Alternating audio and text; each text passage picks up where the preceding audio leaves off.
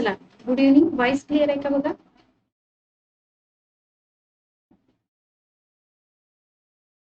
Good evening अंकुश sir, छाया madam.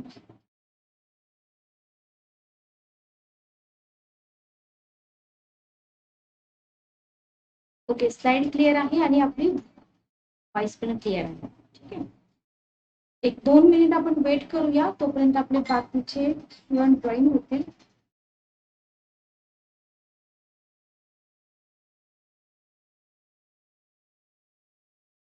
Good evening अंकुश sir. बरं, तुमचे कोणी मित्रमैत्रिणी असतील तर लिंक शेअर करा. आपलं लेक्चर लाईव्ह आहे ते. बऱ्याच विद्यार्थ्यांना थोडस शेड्यूल माहीत नसतं, त्याच्यामुळं लाईव्ह लेक्चर त्यांना बघता येत नाही. ठीक आहे.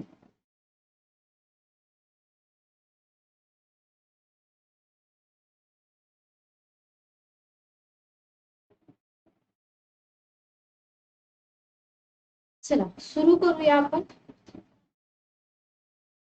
फक्त आपण लिंक शेअर करू आपल्या स्टुडंटला आणि मग आपण स्टार्ट करूया.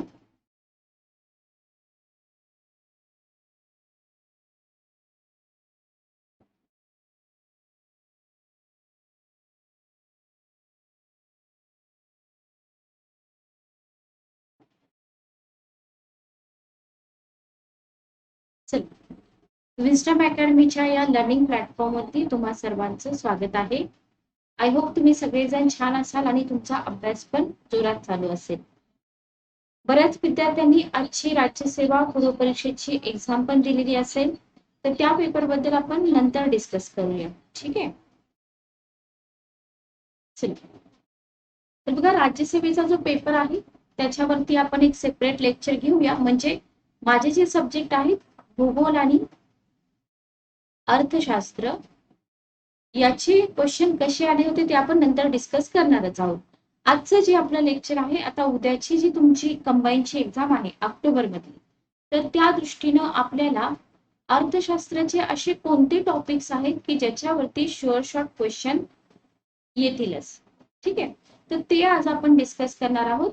विद्यार्थ्यांना असं वाटतं की डायरेक्ट पुस्तक हातात घ्यावं आणि अभ्यासाला चालू करावं, तर असं कधी करू नका. आधी तुम्ही सिलेबस समजून घ्या. जसं मी तुम्हाला राज्यसेवेचा सुद्धा सिलेबस डिस्कस केला होता आपल्या प्लॅटफॉर्मवरती, आज पण आपण कंबाईन साठी बघणार आहोत. दोन्ही एक्झाम मध्ये फरक आहे हे मी तुम्हाला आधी पण सांगितलं होतं. ठीक आहे, लेक्चर स्टार्ट करायच्या आधी जेवढे विद्यार्थी जॉईन आहेत, प्लीज तुम्ही तुमच्या मित्रमैत्रिणींना लिंक शेअर करा आणि आपल्या या लेक्चरला लाईव्ह राहायला त्यांना पण मदत होईल. ठीक आहे. कसं होतं, थोडंसं शेड्यूलचा प्रॉब्लेम आहे, त्याच्यामुळे विद्यार्थ्यांना नोटिफिकेशन वेळेवर मिळत नाही, तर तो प्रॉब्लेम लवकरच सॉल्व्ह होईल. तर आपण वेळ न वाया घालवता स्टार्ट करूया. तर बघा, भारतीय अर्थव्यवस्था, आपण राज्यसेवेचा जेव्हा सिलेबस बघत होतो तेव्हा तिथं आपण आर्थिक आणि सामाजिक विकास हे जे टायटल होतं आपल्या सिलेबस मधलं, त्याच्या भोवती आपला सिलेबस फिरत होता, बरोबर. पण जेव्हा तुम्हाला संयुक्त पूर्व परीक्षेचा पेपर द्यायचा असेल तेव्हा इथं तुम्हाला थोडस सिलेबस वेगळा राहतो. तर त्याच्यामध्ये आता आपल्याला काय शिकायचं आहे ते बघून घ्या. आज तर मी फक्त तुम्हाला महत्वाचे टॉपिकच सांगणार आहे, तेवढे टॉपिक तुम्ही करायचे. पुस्तकं तुम्हाला मी 2 सांगितलेली आहेत, एक नागेश गायकवाड सरांचं पुस्तक सांगितलं आणि किरण देसले सरांची पुस्तकं. ठीक आहे, तर इथं बघा, इथं तुम्हाला पहिला जो टॉपिक राहतो किंवा पहिला भाग म्हणा, त्याच्यामध्ये 100% क्वेश्चन असतातच असतात. म्हणजे लोकसंख्या, दारिद्र्य आणि बेरोजगारी. ठीक आहे, या टॉपिक वरती तुम्हाला या तिन्ही छोट्या छोट्या पॉइंट वरती मिळून तुम्हाला एक 3 ते 4 क्वेश्चन असतात. पेपर काढून बघा. जर तुम्हाला असं वाटत असेल की खरंच असतात का नाही, तर तुम्ही पेपर काढून बघा. किंवा नेक्स्ट जे आपलं लेक्चर असणार आहे अर्थव्यवस्थेचं, तिथं आपण 2020चा किंवा 19चा पेपर घेऊया. पेपर म्हणजे फक्त अर्थशास्त्राचे प्रश्न आपण घेऊया. म्हणजे तुम्हाला लक्षात येईल की लोकसंख्या टॉपिक, लोकसंख्या या चॅप्टर वरती क्वेश्चन आहेत का, किंवा दारिद्र्य चॅप्टर मधून क्वेश्चन आहेत का, बरोबर. तर हे आपल्याला माहित असलं पाहिजे. आता इथं आपण हे 3 छोटे छोटे टॉपिक असं कन्सिडर करूया. सेकंड बघा, सेकंड तुम्हाला इथं आपली जी भारतीय अर्थव्यवस्था आहे, तर आपल्या भारतीय अर्थव्यवस्थेची वैशिष्ट्ये विचारली जातात. अर्थव्यवस्थेची वैशिष्ट्ये तुम्हाला इथं विचारली जातात. ठीक आहे. Okay, clear? इथपर्यंत क्लिअर आहे का बघा सगळ्यांना? आता विद्यार्थ्यांचे जर मध्ये मध्ये डाऊट येत असतील तर मी तुम्हाला पाठीमागच्या लेक्चरमध्ये पण सांगितलं होतं, एकतर आपण शेवटी घेऊया डाऊट, म्हणजे कसं होतं डिस्टर्ब होत नाही तुम्हाला पण. ठीक आहे, आणि मग आपली जी कंटिन्यू आहे इथं ते राहत नाही असं मला वाटतं, त्याच्यामुळे तुमचे डाऊट मी शेवटी घेईन. चालेल का? तुमचे डाऊट शेवटी घेतली तर चालेल?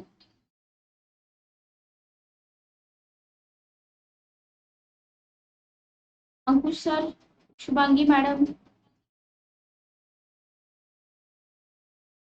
चल बघा, आता इथं मी भारतीय अर्थव्यवस्थेची वैशिष्ट्ये बोलले. अर्थव्यवस्थेची वैशिष्ट्ये सोपी आहेत, फक्त आपण जर ते वाचन नाही केलं तर तिथं डायरेक्ट पेपरमध्ये आपण वाचली तर आपल्या लक्षात येणार नाही की हे आपल्या भारतीय अर्थव्यवस्थेचं वैशिष्ट्य आहे. ठीक आहे, त्याच्यानंतर तुम्हाला मानव विकास निर्देशांक विचारला जातो. मानव विकास निर्देशांक, आणि या मानव विकास निर्देशांकामध्ये आपल्या भारताचं स्थान काय आहे, म्हणजे हा जो छोटासा पॉइंट आहे, हा टॉपिक तर मी म्हणत नाही, हा टॉपिक तुम्हाला करंट अफेअर्सची रिलेट करून विचारला जाऊ शकतो. ठीक आहे, मग तिथं तुम्हाला आता तुमची एक्झाम आहे 2022 ची, तर इथं तुम्हाला 2020 ची रँकिंग विचारू शकतात, 2021 ची रँकिंग पण विचारू शकतात आपल्या भारताची. Okay, clear?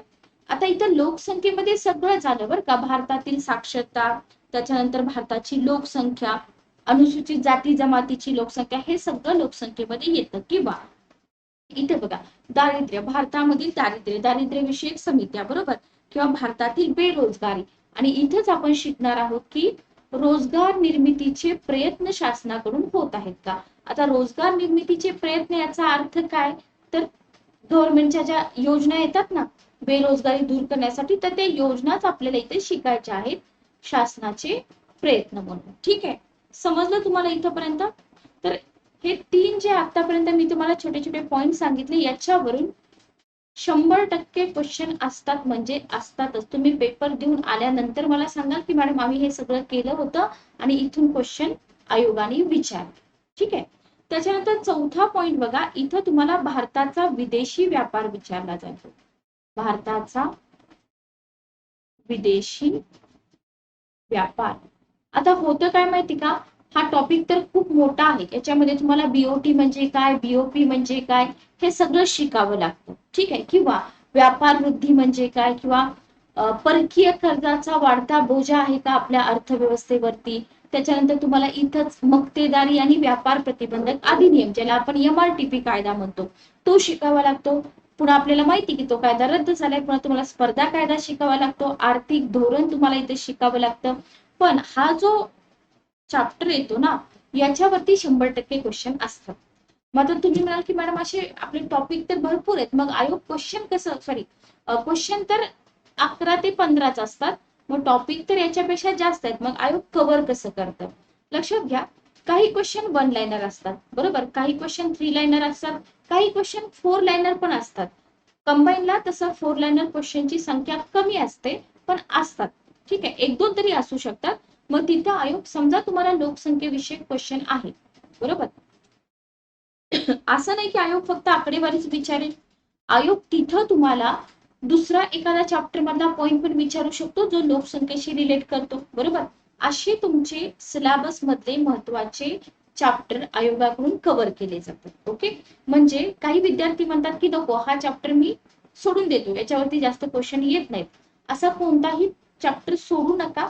हा, वेटेज थोडंसं आपण मागं पुढे होऊ शकतं की या टॉपिकला वेटेज जास्त आहे, किंवा या टॉपिक वरती आयोग नेहमीच क्वेश्चन विचारतो, या टॉपिक वरती आयोग क्वेश्चन विचारतच नाही, असं तुम्ही करू शकता. पण पुस्तकामधला एकही चॅप्टर तुम्ही सोडून देऊ नका. ठीक आहे, आता इथं बघा, विदेशी व्यापारामध्ये तुम्हाला काय काय शिकावं लागतं. आयात निर्यात, भारताची आयात कशी आहे, भारताची निर्यात कशी आहे, किंवा तुम्ही जर सर्वे बघितला, त्या वर्षीचे सर्वे जर तुम्ही बघितले, तर इथं तुम्हाला आपल्या भारताचा जो परकीय व्यापार आहे, त्या परकीय व्यापारामध्ये कोणत्या वस्तू आयात केल्या जातात, कोणत्या वस्तू निर्यात केल्या जातात, हे आपल्याला अभ्यासावं लागतं, बरोबर. त्याच्यानंतर आपल्या भारताची जी आयात आहे किंवा निर्यात आहे, कोणत्या देशाला निर्यात जास्त करतो भारत, कोणत्या देशाकडून आयात जास्त करतो, बरोबर. तर याचा एक सिक्वेन्स असतो. ओके, जवळजवळ तुम्हाला 20 देशांचा सिक्वेन्स मिळतो. आता हे मी कुठलं सांगते तुम्हाला, तुम्हाला रेडी मटेरियल मिळतं, पण होतं काय माहिती का, सर्वे तुम्ही वाचू शकत नाही, बरोबर. एवढा मोठा सर्वे असतो, तुम्ही झेरॉक्स सेंटर मधून जरी विकत घेतला तरी तुम्ही वाचू शकत नाही. त्याच्यासाठी आपल्याला मायक्रो नोट्स काढावे लागतात, आपल्याला हा क्रम लावावा लागतो.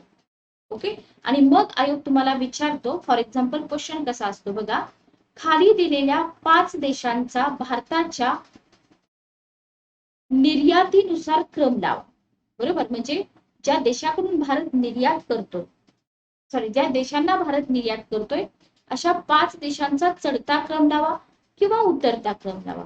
मग तुम्हाला फॉर एक्झाम्पल युके दिलेला असेल, सिंगापूर असेल, बरोबर, जपान असेल, चीन असेल, तर तिथं तुम्हाला 2020-2021 प्रमाणे जर विचारलं तर तुम्हाला माहित पाहिजे की या आर्थिक वर्षामध्ये भारताने कोणत्या देशाला सर्वात जास्त निर्यात केलेली आहे, कोणत्या देशाकडून सर्वात जास्त आयात केलेली आहे.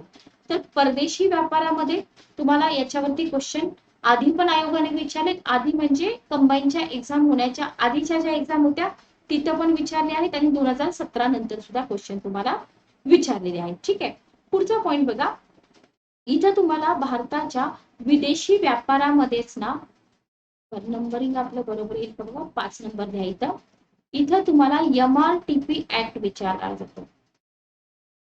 यालाच काय म्हणतात मराठीमध्ये, मक्तेदारी आणि व्यापार प्रतिबंधक अधिनियम. अधिनियम कधीचा आहे हा अधिनियम? 1969 आहे. ठीक आहे, हा कायदा आपल्याला अभ्यासावा लागतो. काय होता हा कायदा? बराच मोठा आहे बरं का. याच्यामध्ये तुम्हाला या कायद्यामुळे जे काही चेंजेस झालेले आहेत ते पण शिकावे लागतात. आता इथं मी सगळं तुम्हाला सांगत नाही, पण हा कायदा रद्द झाला, पुढे आला स्पर्धा कायदा. स्पर्धा कायदा, ठीक आहे, हा स्पर्धा कायदा आहे 2002 चा. हा सुद्धा तुम्हाला कंबाईनला विचारला जातो. त्याच्यानंतर तुम्हाला आर्थिक धोरण विचारलं जातं 1991 आर्थिक धोरण कधीचं आहे?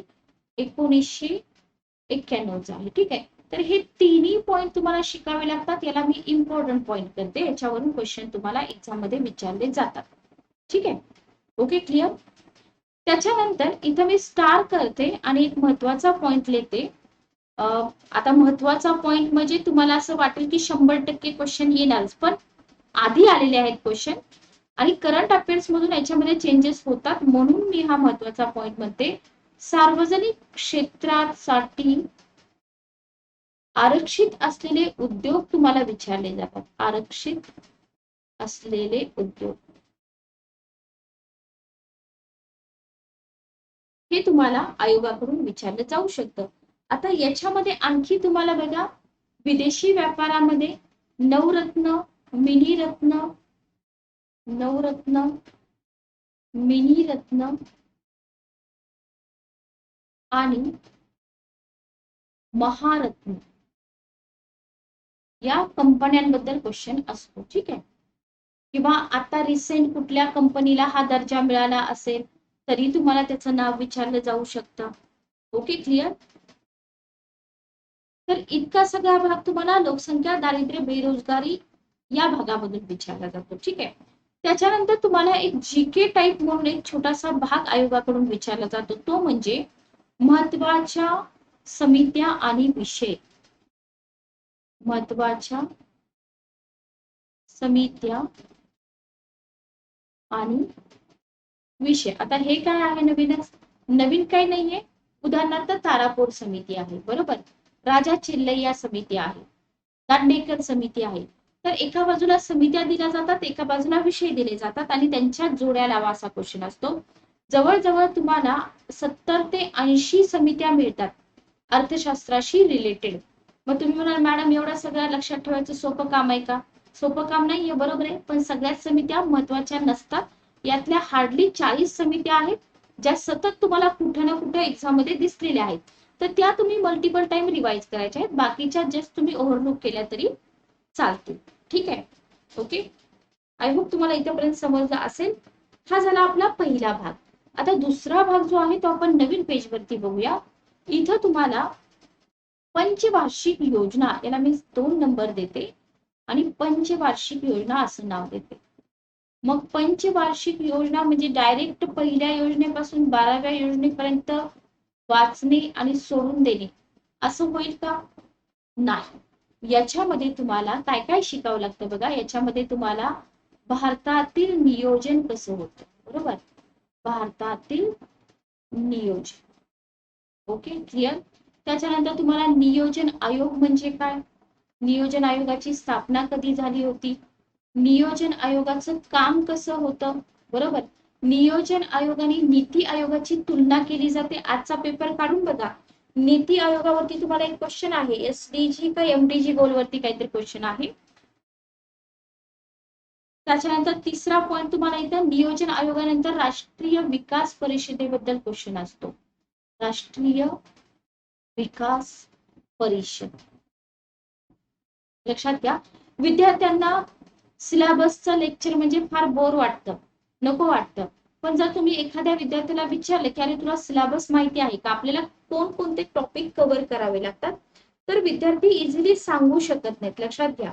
तर तुम्ही जेव्हा अभ्यासाला बसता, आता तुम्ही ऑनलाईन लेक्चर करताय, बरोबर, तरी सुद्धा तुमचं जे काही स्टडी टेबल असेल, जिथे तुम्ही अभ्यास करता, तिथं प्रत्येक सब्जेक्टची सिलेबसची एक कॉपी सोबत ठेवा तुम्ही, बरोबर. आणि जसजसं तुमचे लेक्चर होतील तसं टिक मार्क करत चला की सिलेबस मधला हा भाग मॅडमनी शिकवलेला आहे किंवा हा भाग बॅच मध्ये अजून झालेला नाही, क्रॉस चेक करायचं. ओके. मग पंचवार्षिक योजना म्हणजे फक्त पंचवार्षिक योजना वाचून चालतील नाही. आधी तुम्हाला भारतातील नियोजन बघावं लागेल, नियोजन आयोगाची रचना बघावी लागेल, नियोजन आयोगाचं कार्य बघावं लागेल. जरी नियोजन आयोग बरखास्त केला असला तरी सुद्धा आयोग अजून पण नियोजन आयोगावरती क्वेश्चन विचारतो. ओके. त्याच्यानंतर चौथा पॉइंट आहे नीती आयोगाने घेतलेली नियोजन आयोगाची जागा. नीती आयोगाने घेतलेली नियोजन आयोगाची जागा का घेतली आणि या दोन्हीमध्ये फरक काय आहे. ठीक आहे, हे तुम्हाला इथं माहित पाहिजे. या दोन्हीमध्ये काय फरक आहे. नियोजन आयोगामध्ये असं काय नव्हतं जे नीती आयोगामध्ये आहे, बरोबर. उदाहरणार्थ राज्यांना सहभागी करून घेतलं प्रत्येक कामामध्ये. सोप्या भाषेत मी तुम्हाला सांगते. ठीक आहे, तर असे पॉइंट्स तुम्हाला इथं कव्हर करायचे आहेत. Okay, clear. आणि पुन्हा आपण सगळ्यात शेवटी काय अभ्यासणार, मग प्रत्येक पंचवार्षिक योजना आपण अभ्यासणार. त्याच्यामध्ये आपण योजना कालावधी, योजनेचं प्रतिमान, योजनेची उद्दिष्ट, योजनेची वैशिष्ट्य, योजनेमध्ये विशेष काय घडलं आणि त्या योजनेमध्ये अपेक्षित टार्गेट काय होते आणि अचीव काय केले, बरोबर. त्याच्यावरून आपण ठरवतो की एखादी योजना यशस्वी झाली का झाली नाही. ओके, हा झाला पंचवार्षिक योजनेचा भाग. त्याच्यानंतर तुम्हाला आणखी एक सेपरेट भाग घेतला जातो जो मी तुम्हाला ओरली सांगितलेला आहे. भारताच्या परकीय व्यापारामध्ये आयात निर्यात धोरण, परकीय व्यापार धोरण, जागतिक व्यापारामध्ये भारताचं काय स्थान आहे, हे सगळं मी तुम्हाला विदेशी व्यापारामध्ये सांगितले, बरोबर. तिथं तुमचा काही भाग सांगायचा माझा राहिलेला आहे, तो म्हणजे तुम्हाला सेज बद्दल क्वेश्चन असतो. विशेष आर्थिक क्षेत्र, विशेष आर्थिक क्षेत्र. ठीक आहे. मग आपल्या महाराष्ट्रामध्ये किती सेज आहेत किंवा एखाद्या क्षेत्राला विशेष आर्थिक क्षेत्र म्हणून डिक्लेअर करताना त्या क्षेत्राने कोणत्या कंडिशन कव्हर करणं महत्वाचं असतं, वगैरे वगैरे क्वेश्चन तुम्हाला विचारले जाऊ शकतात. किंवा एखादं क्षेत्र आहे त्याला जर सेजचा दर्जा मिळाला तर त्याचा फायदा काय होतो. ओके, हे तुम्हाला विचारलं जाऊ शकतं. ठीक आहे. त्याच्यानंतर तुम्हाला भारताचे व्यापारी संबंध विचारतील. भारताचे व्यापारी संबंध. तुम्ही म्हणाल मॅडम आयोगाचा सिलेबस जर आम्ही बघितला तर तिथे एवढं काहीच नाहीये, एका एका लाईन मध्ये सिलेबस असतो, बरोबर. तर तसं नाहीये, त्याची फोड करावी लागते आपल्याला आणि मग एवढं सगळं आपल्या समोर येतं. ठीक आहे. याच्यामध्ये तुम्हाला IMF बद्दल माहिती घ्यावी लागते, जागतिक बँक आहे, त्याच्यानंतर युरोपीय महासंघ आहे, जागतिक व्यापार संघटना आहे. हे सगळं मी आता इथे लिहित नाही, लक्षात घ्या. तुम्हाला इथं आपल्या भारताचा व्यापार शेष जो आहे तो प्रतिकूल आहे का, अनुकूल आहे का, भारताचा व्यवहार शेष कसा आहे, हे सगळं अभ्यासावं लागतं. तुम्ही जर नवीन असाल तर हे सगळं तुमच्या डोक्यावरून जाईल की व्यापार शेष म्हणजे काय, व्यवहार शेष म्हणजे काय. त्याच्या आधी तुम्हाला म्हणून भारताचा परकीय व्यापार हा टॉपिक स्टार्ट करताना बीओटी, बीओपी या सगळ्या संज्ञा शिकवल्या जातात. ठीक आहे, ओके.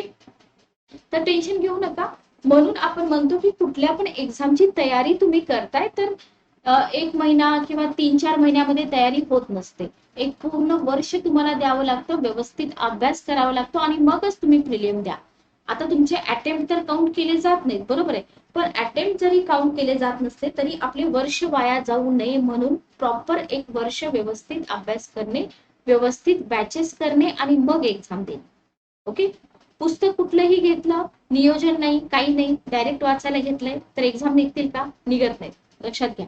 कारण जेवढ्या लवकर वाचलेलं समजतं तेवढाच लवकर विसरलं जातं. म्हणून इथं मल्टिपल टाइम रिव्हिजन, परफेक्शन, वारंवार क्वेश्चन सोडवणे, पीवायक्यू सोडवणे, या सगळ्या गोष्टी कराव्या लागतात तर कुठं आपल्याला इथं पोस्ट मिळते. ठीक आहे. तर हे झाले आपले 3 पॉइंट म्हणा. भारताचा परकीय व्यापार मी याच्यामध्येच ऍड केलेला आहे.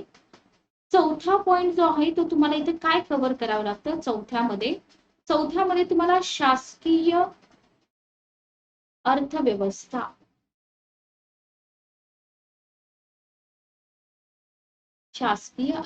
शासकीय अर्थव्यवस्थेमध्ये काय शिकणार तुम्ही? अर्थसंकल्प, त्याच्यानंतर लेखा परीक्षण, हा भाग तुम्हाला इथे शिकावा लागतो. ठीक आहे. मग याच्यामध्ये जर आपण बघितलं की क्वेश्चन कुठून कुठून येतात, क्वेश्चन तुम्हाला येऊ शकतात आपल्या शासनाच्या आर्थिक धोरणावरून, शासनाचे आर्थिक धोरण. ठीक आहे, आर्थिक धोरण. त्याच्यानंतर तुम्हाला क्वेश्चन येतील आपले शासकीय अंदाजपत्रक किंवा सिंपल क्वेश्चन असतात. अंदाजपत्रकाचे प्रकार सांगा. शून्याधारित अंदाजपत्रक म्हणजे काय किंवा शून्याधारित बजेट म्हणजे काय, तर शासकीय अंदाजपत्रकावरती क्वेश्चन विचारले जातात. ठीक आहे. याच्यामध्ये शून्याधारित अंदाजपत्रक आयोगाने क्वेश्चन विचारलेला आहे. याच्यामध्ये आणखी एक पॉइंट तुम्ही ऍड करा. अंदाजपत्रकासंबंधी आपल्या राज्यघटनेमध्ये काय तरतुदी आहेत, राज्यघटनेतील तरतुदी म्हणजे पॉलिटीचा भाग इथं थोडासा ओव्हरलॅप होतो. तरतुदी या पण आपल्याला इथं शिकायच्या. ओके. त्याच्यानंतर भारतीय कर रचना म्हणून एक सेपरेट टॉपिक आहे. भारतीय कर रचना, प्रत्यक्ष कर, अप्रत्यक्ष कर वगैरे सगळं तुम्हाला इथं विचारलं जातं. पण आपण काय करत बसतो, आपण फक्त जीएसटीच वाचत बसतो. जीएसटी वाचू नका, जीएसटी वरती शक्यतो तर क्वेश्चन येत नाहीत. भारतीय कर रचना, करांचे प्रकार वगैरे ते वाचून दो. मोठा टॉपिक आहे हा पण. ठीक आहे. त्याच्यानंतर केंद्र आणि राज्य यांच्यातील आर्थिक संबंध, केंद्र राज्य संबंध टॉपिक आहे इंडियन पॉलिटीमध्ये, पण इथं आपल्याला केंद्र राज्य यांच्यामध्ये फक्त आर्थिक संबंध शिकायचे. आर्थिक संबंध म्हणजे कोणते बघा, केंद्राने गोळा केलेले कर ज्याचं डिस्ट्रीब्युशन केंद्र आणि राज्यामध्ये होतं किंवा केंद्राने गोळा केलेत आणि केंद्र स्वतःच त्याचा वापर करतो वगैरे वगैरे. सोप्या भाषेत मी तुम्हाला सांगते, पण याच्यावरती क्वेश्चन 100% असतो कारण कन्फ्युज करतात हे क्वेश्चन. ओके. त्याच्यानंतर आपण शिकतो अर्थ आयोग. अर्थ आयोग अध्यक्ष वगैरे विचारले जातात, कॉमन क्वेश्चन आहे. ठीक आहे. त्याच्यानंतर तुम्हाला क्वेश्चन असतो लेखा विषयक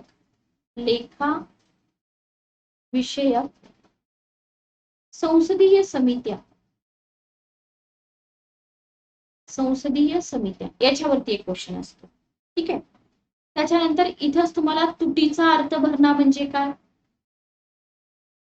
इथल्या संकल्पना क्लिअर झाल्या तर क्वेश्चन सॉल्व्ह होतात. तुटीचा अर्थ भरणा, बरोबर, किंवा भारताचा एकत्रित आणि संचित निधी, एकत्रित आणि संचित निधी याच्यावरती क्वेश्चन येतात. धन विधेयक असेल, अर्थविषयक करार असतील किंवा परकीय सहाय्य असेल, या सगळ्या पॉइंट्स वरती तुम्हाला शासकीय अर्थव्यवस्थामध्ये कंप्लीट करायचे. ओके, तुमचे डाऊट मी लेक्चरच्या शेवटी घेते. डाऊट टाकून ठेवा तुम्ही चॅटबॉक्स मध्ये. लेक्चर संपताना आपण तुमचे डाऊट घेऊया. याच्यानंतर 5वा पॉइंट आहे जिथं आपल्याला शिकायची आहे भारतीय बँकिंग व्यवस्था.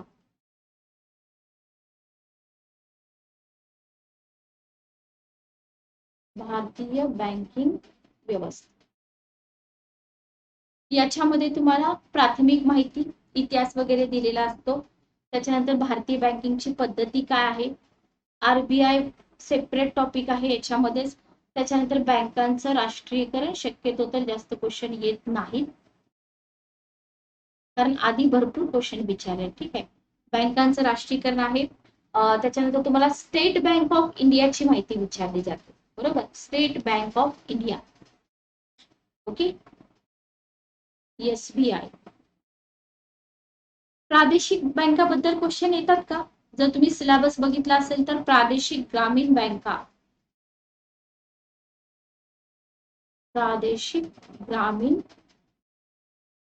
बँका याच्यावरती क्वेश्चन असतो. आणि सगळ्यात महत्वाचं म्हणजे नरसिंहम समिती किंवा समित्या म्हणा, समिती 1 आणि 2 व्हेरी व्हेरी इम्पॉर्टंट, याच्यावरती क्वेश्चन विचारले जातात. ठीक आहे, आता तुम्हाला म्हणतील की नरसिंहम समिती फक्त 2 करा कंबाईन साठी, पण असं करू नका. पहिली समिती पण वाचून घ्या. वाचून घ्यायला काय प्रॉब्लेम आहे आपल्याला, बरोबर. ओके, मग इथंच संपतो का आपला भाग? नाही. कृषी वित्त पुरवठ्यामधून पण तुम्हाला क्वेश्चन येतात. कृषी आणि पतपुरवठा म्हणा, कृषी पतपुरवठा. इथून काय विचारतात? सहकारी कृषी पतपुरवठा वगैरे, बरोबर. आणि याच्यामध्ये येतात भूविकास बँका, भूविकास बँक. ठीक आहे, याचा अभ्यास तुम्हाला इथं करावा लागतो. Okay, clear. त्याच्यानंतर कधी तर क्वेश्चन येतात, नेहमी येतात असं मी म्हणणार नाही. वित्तीय महामंडळे आणि विकास बँक, वित्तीय महामंडळे आणि विकास बँक याच्यावरती तुम्हाला क्वेश्चन विचारले जातात. मग इथं तुम्हाला आयात निर्यात बँक, एक्झिम बँक, बरोबर. त्याच्यानंतर भारतीय आयुर्विमा महामंडळ आहे, आयात निर्यात बँक, याच्यावरती क्वेश्चन येऊ शकतो. किंवा आणखी काय विचारलं जाऊ शकतं तुम्हाला इथं, राज्य वित्तीय मंडळाबद्दल विचारलं जाऊ शकतं, राज्य वित्तीय मंडळे, बरोबर. LIC बद्दल विचारलं जाऊ शकतं.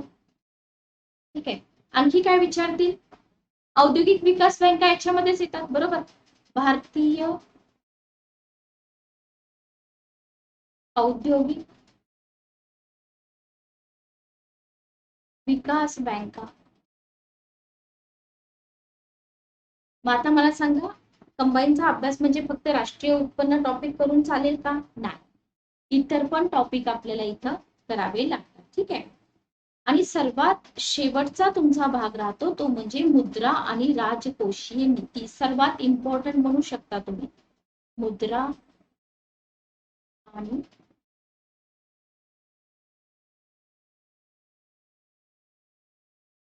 राजकोषीय नीती, याला करा IMP.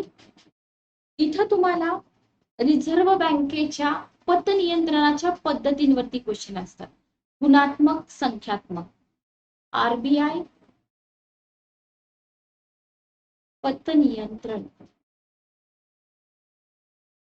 पतनियंत्रणाच्या पद्धती. हे इम्पॉर्टंट का बोलले मी, कारण इथं संकल्पना तुम्हाला समजून घ्याव्या लागतात. याच्यानंतर तुम्हाला इथं बँक दर म्हणजे काय किंवा बँक दराचे धोरण, बँक दराचे धोरण, रेपो रेट म्हणजे काय, रिव्हर्स रेपो रेट म्हणजे काय, हे सगळं मुद्रा आणि राजकोषीय नीतीमध्ये येतं. ठीक आहे, किंवा इथे तुम्हाला रिझर्व्ह बँकेचं खुल्या बाजारातील धोरण पण विचारू शकतात. खुल्या बाजारातील धोरण, ओपन मार्केट ऑपरेशन म्हणतात त्याला. पहिला राज्यसेवेला विचारायचे, आता कंबाईनला पण विचारतात. आणि जे मी तुम्हाला तिकडं बोलले ना, नरसिंहम समिती 2, तर नरसिंहम समिती 1 तुम्ही याच्यामध्ये टाका, मुद्रा आणि राजकोषीय नीतीमध्ये. मी तुम्हाला तिथं दोन्ही सांगितल्या, पण स्पेसिफिक इथं तुम्ही नरसिंहम समिती 1 टाका. नरसिंहम. मग तुम्हाला एक क्वेश्चन विचारते मी, नरसिंहम समिती 1 कशाशी रिलेटेड आहे आणि 2 कशाशी रिलेटेड आहे, सांगू शकता तुम्ही आरामात आता. नरसिंहम समिती 1 जर मी तुम्हाला इथं टाका म्हणत असेल मुद्रा आणि राजकोषीय नीतीमध्ये, आणि नरसिंहम समिती 2 मी तुम्हाला कुठं सांगितली, बँकिंग व्यवस्थेमध्येच सांगितली, बरोबर. क्वेश्चन येतात ना. मग तुम्हाला विषय आणि समित्या मी बोलले की नाही, विषय आणि समित्या. आणखी काय येतं इथं तुम्हाला, SLR सांगितलेला आहे मी, गुणात्मक पतनियंत्रण, संख्यात्मक पतनियंत्रण, पतनियंत्रणाच्या पद्धती. ओके, समजलं इथेपर्यंत? कुणाला काही डाऊट आहेत?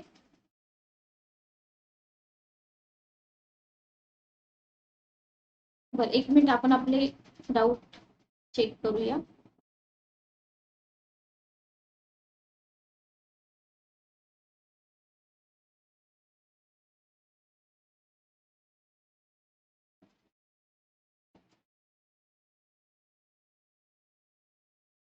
स्टेट बोर्ड 11वीचं बुक सोबत अजून कोणती बुक वाचावी लागते? बरं, मी तुम्हाला असं सांगेल अंकुश सर, स्टेट बोर्डचं पुस्तक नाही वाचलं तरी चालेल. स्टेट बोर्डचं पुस्तक नाही वाचलं तरी चालेल. 2 पुस्तके मी तुम्हाला सांगते. पहिलं पुस्तक आहे किरण देसले सरांचं पुस्तक. किरण देसले सरांचं कोणतं पुस्तक घ्यायचं? भाग 1 घ्यायचं, भाग 1. ठीक आहे, ओके. आणि दुसरं पुस्तक नागेश गायकवाड सरांचं पुस्तक, नागेश गायकवाड सरांचं पुस्तक, के सागर पब्लिकेशन. ही 2च पुस्तकं वापरा. आणि किरण देसले सरांचा पार्ट 2 पण आहे, पण राज्यसेवा देत असाल तर वापरा.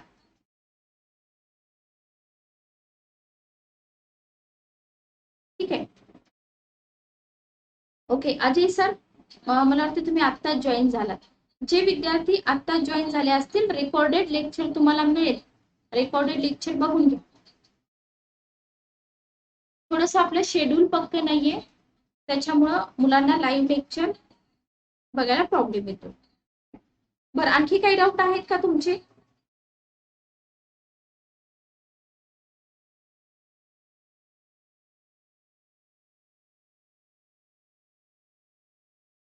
जर नसतील तर आपण इथं थांबूया.